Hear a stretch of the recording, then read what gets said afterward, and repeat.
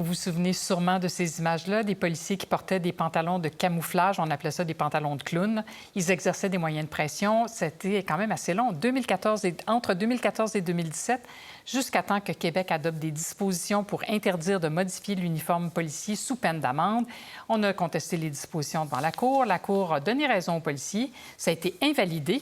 Alors, on reçoit Guylaine Vachon, notre amie avocate civiliste, pour parler de ça. Bonjour, Guylaine. Bonjour, Isabelle. Alors, pourquoi ça a été invalidé, ces fameuses dispositions?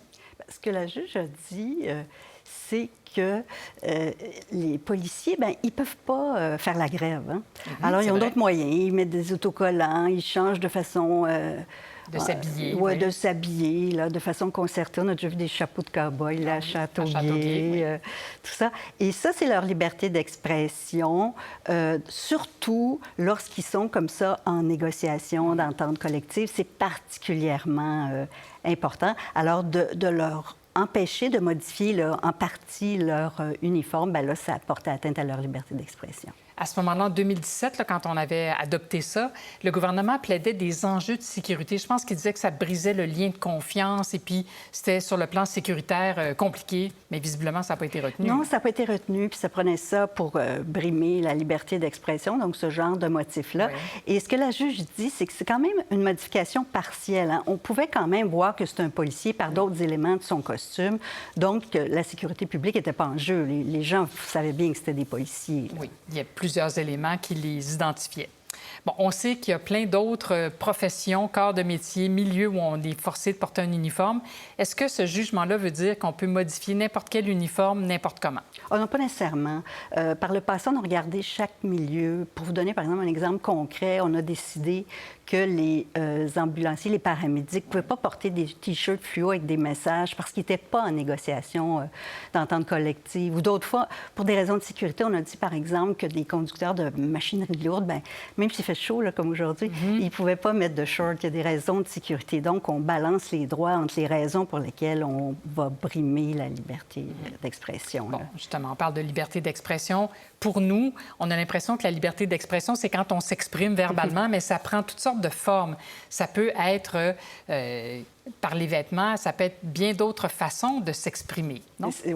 La jurisprudence, c'est presque une chronique mode, Isabelle. Ah oui, hein? Il y a de la jurisprudence là, sur les anneaux dans le nez, le vernis à ongles, qu'on a le droit de se teindre les cheveux, même si on enseigne dans le milieu de la santé.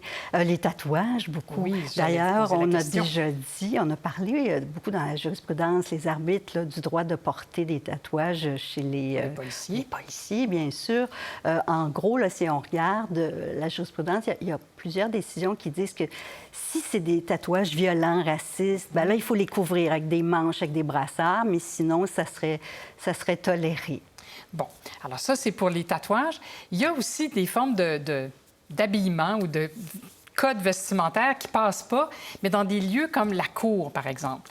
J'ai déjà vu, il y a 100 ans, là, mais un accusé avec un T-shirt où ça disait quelque chose comme « I'm innocent » ou « Free an innocent man » ou une affaire comme ça. Le juge était scandalisé. Il l'avait forcé à aller mettre autre chose. Mais ça, c'est pas de la liberté d'expression? Non, parce que ça, il y a des règles de pratique à la Cour. C'est vraiment prévu dans des règles qu'un témoin qui se présente doit être vêtu de façon convenable. On n'a jamais contesté cet article-là des codes. Pas encore, oui. Pas encore.